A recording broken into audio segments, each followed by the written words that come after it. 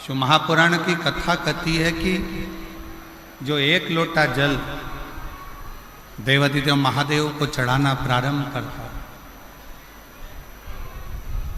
जो शिव को एक लोटा जल चढ़ाने का मन बना लेता है, शिव को एक लोटा जल चढ़ाने का मन में संकल्प कर लेता है, उस मनुष्य को,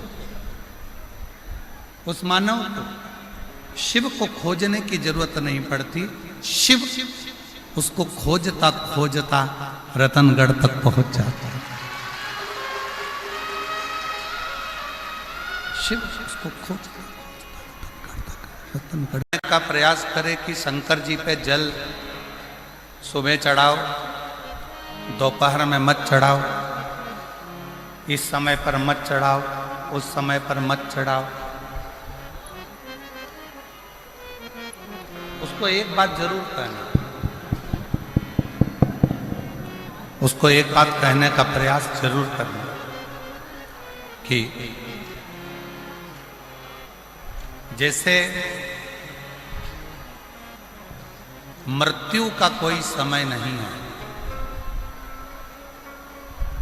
मौत का कोई समय नहीं है, उसी तरह महाकाल से मिलने का भी कोई समय नहीं।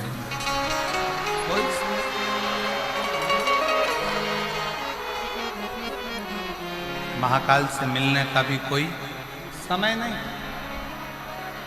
आप जिस समय आपका जब मन करे, जैसा मन करे, तब आप शिव की आराधना कर सकते।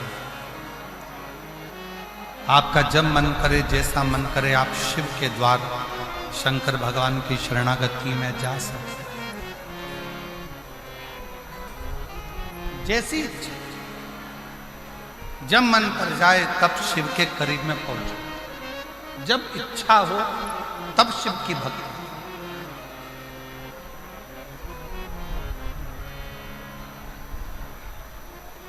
नारायण की सेवा का एक समय होता है, भगवान विष्णु की सेवा का एक समय होता है। इतनी बजे सेवा करना है, इतनी बजे भजन करना है, इतनी बजे पूजन करना है, इतनी बजे अर्चना करना है। ब्रह्मा जी की भी सेवा का एक समय होता है कि इतनी बजे करना है। राम जी की सेवा का भी एक समय होता है कि इतनी बजे सेवा करना है। भगवान कृष्ण की भी सेवा का समय होता है कि इतनी बजे सेवा करना है। पर मेरे ओघड़दानी, मेरे शंकर भगवान की सेवा का कोई समय नहीं होता। शिव तो कहता है जब तेरे हृदय में शिव तत्व जागृत हो जाए तब तू मेरी शरण में आ।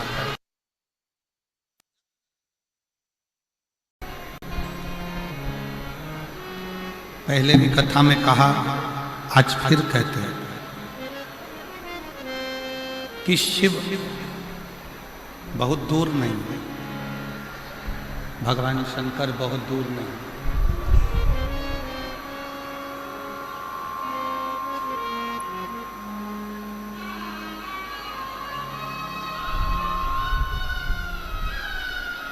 सबके हृदय में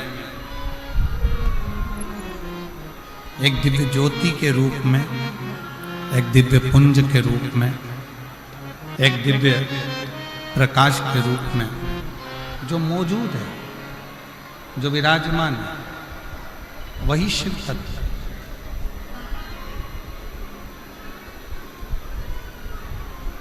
बस उसको पहचानने की थोड़ी सी जरूरत है।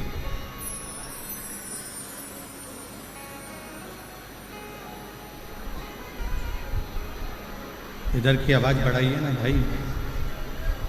आशीष, ये इधर जो भक्त बैठे हैं, इधर आवाज को क्या दिक्कत है?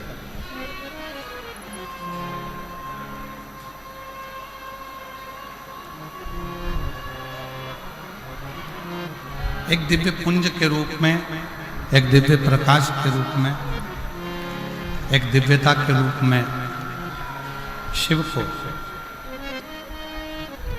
आप और हमको पाना।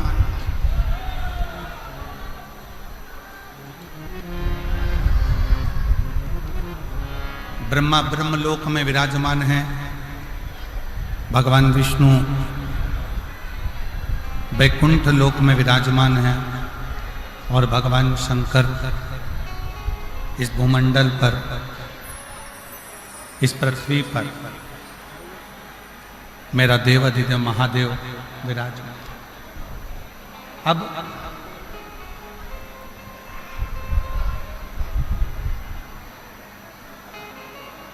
उसको खोजना, कहीं जाकर ढूंढना, कहीं खोजने का प्रयास करना, ये ठीक नहीं।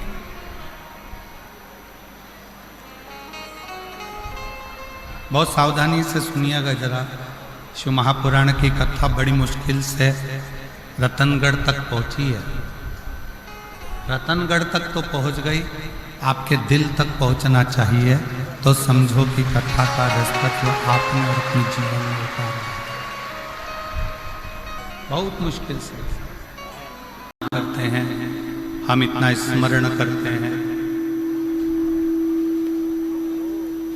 हम इतना पुण्य करते हैं, हम भजन करते हैं, कीर्तन करते हैं, मंत्र जाप करते हैं, पुण्य करते हैं, और उसका फल भगवान बहुत लेट देता है, बहुत लेट, बहुत देर से देता है। और थोड़ा सा यदि पाप कर्म हो जाए,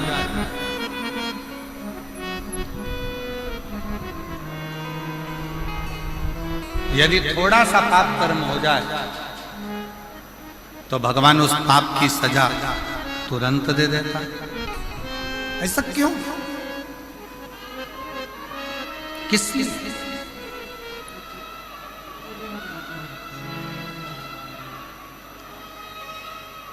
थोड़ा विचार करिएगा कि पुण्य करने पर उसका फल थोड़ा लेट मिलता है, पर पाप करने पर उसका फल, पाप कर्म का दंड तुरंत प्राप्त होता है। और ये केवल एक आपका या हमारा प्रश्न नहीं है, ये केवल आपका और हमारा प्रश्न नहीं है। एक बार माँ जगत जननी जगदम्बा माँ पार्वती जी भगवान देवाधिदेव महादेव के साथ में भ्रमण करने के लिए निकलती हैं और महाकाल वन उज्जैनी में पहुंचती हैं, अवंती का प्रदेश।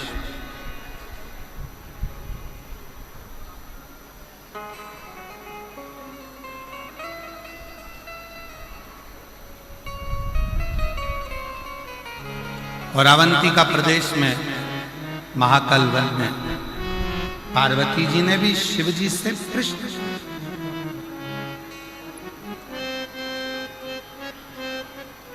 पार्वती जी ने भी भगवान शंकर से प्रश्न किया कि पुण्य का फल लेट मिलता है, पर पाप का फल तुरंत प्राप्त होता है, तुरंत मिल जाता है।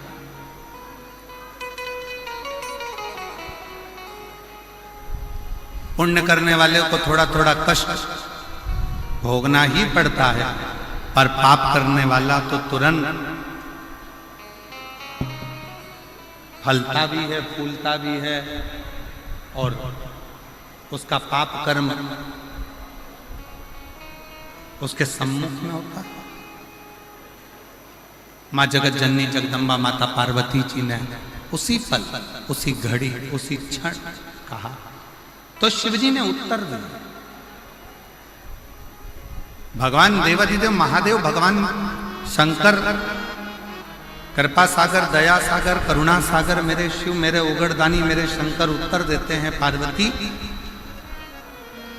फसल बोने वाला किसान, ज्वार बोने वाला, मक्का बोने वाला, गेहूं बोने वाला, धान बोने वाला, सब्जी लगाने वाला एक किसान अपने खेत में हारमोनियम,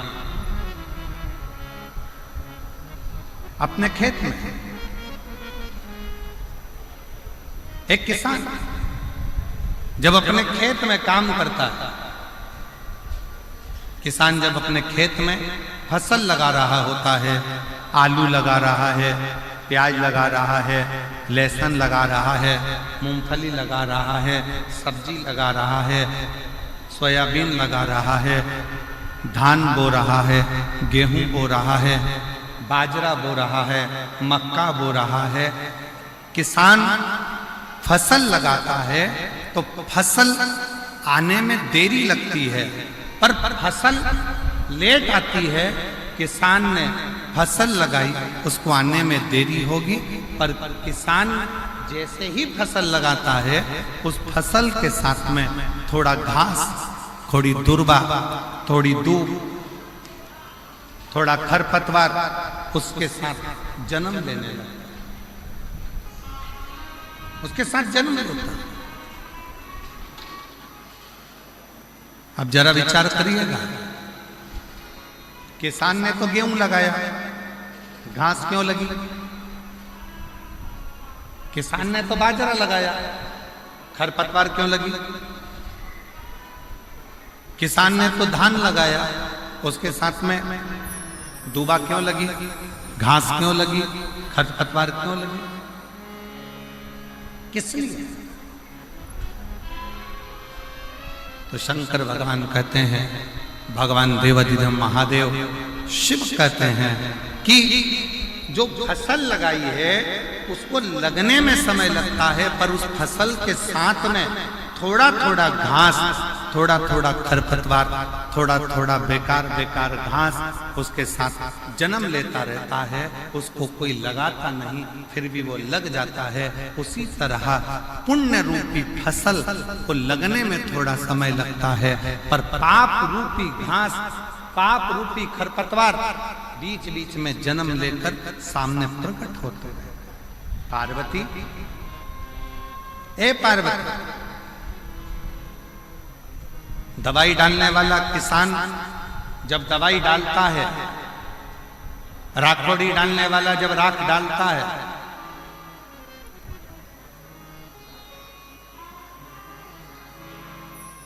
नीम का रस डालने वाला जब नीम का रस छिड़कता है, तो सुनो पार्वती, फसल उस नीम के रस से जलती नहीं।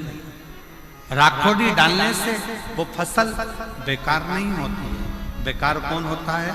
जो खरपतवार लगा है, जो घास लगी है, जो बेकार दुर्वा लगी है, वो जलने लगती है। उसी तरह जब कोई भगवान की भक्ति में, भगवान के भजन में, भगवान के स्मरण में आगे बढ़ते चले जाता है, तो उसकी सफलता धीरे धीरे उसको मिलना चालू होती है और उसके पाप का पाप कर्म धीरे धीरे समाप्त होना प्रारंभ, उसका पाप समाप्त होना प्रारंभ। शिव कथा सुनने वाले का एक सबसे बड़ा नियम है कि उसको 3 चीजों पर ध्यान देना चाहिए।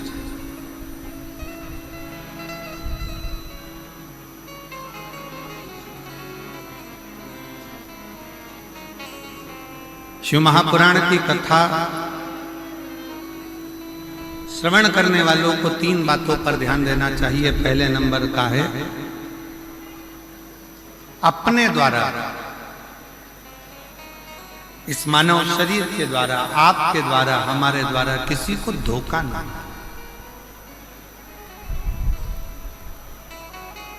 किसी को धोखा ना।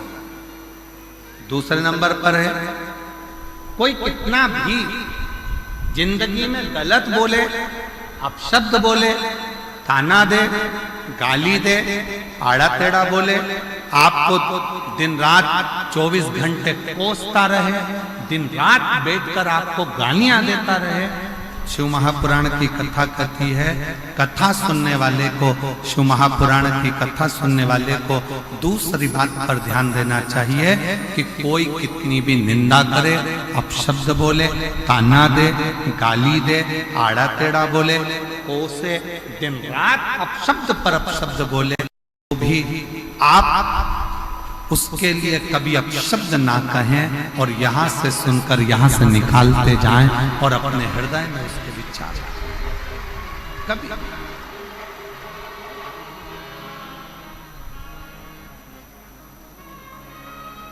एक लाइन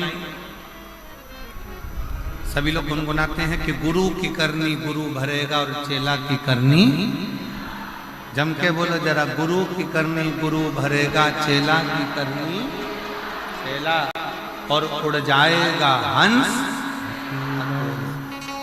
जो जैसा कर्म करेगा वो वैसा होगा।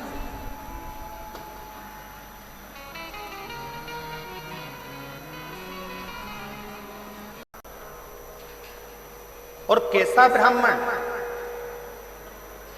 ब्राह्मण के घर में जन्म ले लिया, ब्राह्मण के कुल में जन्म ले लिया, ब्राह्मण परिवार में जन्म ले लिया, फिर भी ब्राह्मण कर्म नहीं करता।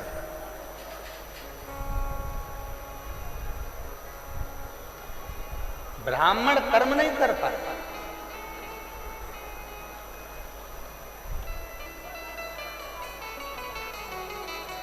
और एक मारवाड़ी के घर में जन्म लेने वाला, एक मारवाड़ी के घर में जन्म लेने वाले भाई श्री हनुमान प्रसाद जी पोद्दार ने वो कर दिया जो साधारण अच्छा संत भी नहीं कर सकता। एक साधु, एक सन्यासी, एक तपस्वी, एक साधक, एक उपासक भी जो नहीं कर सकता, वो श्री हनुमान प्रसाद जी पोद्दार जी ने किए, वो भाई श्री ने किए।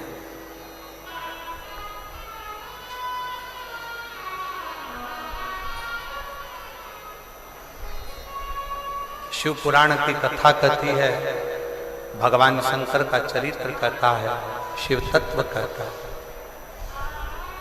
शिव का अनुमोदन कहता है, शिव की उपासना कहती है, शिव की भक्ति कहती है। यदि लगन और विश्वास पक्का है, यदि लगन और विश्वास पक्का है, भरोसा यदि पक्का है, तो शिव को मिलने में देरी नहीं होती, शिव मिलता है। आपके हृदय से आप जितना शिव का स्मरण करते, आपके हृदय से आप जितना शिव का भजन करते, आपके हृदय से आप जितना शिव भक्ति को धारण करते, मूल वो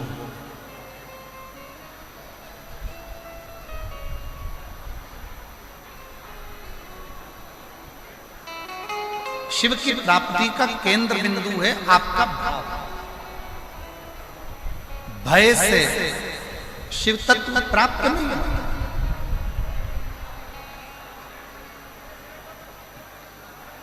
भय से कभी शंकर मिला ही नहीं।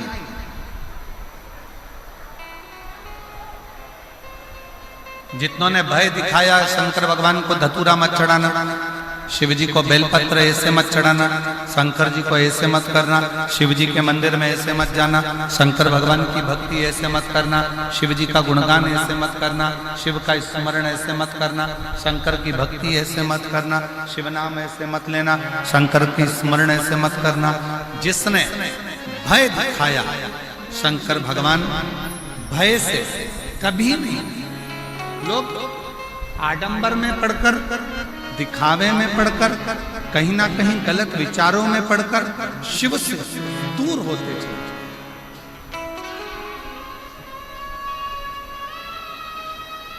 शंकर भगवान से दूर होते चले जाए, शिव से बहुत दूर बना।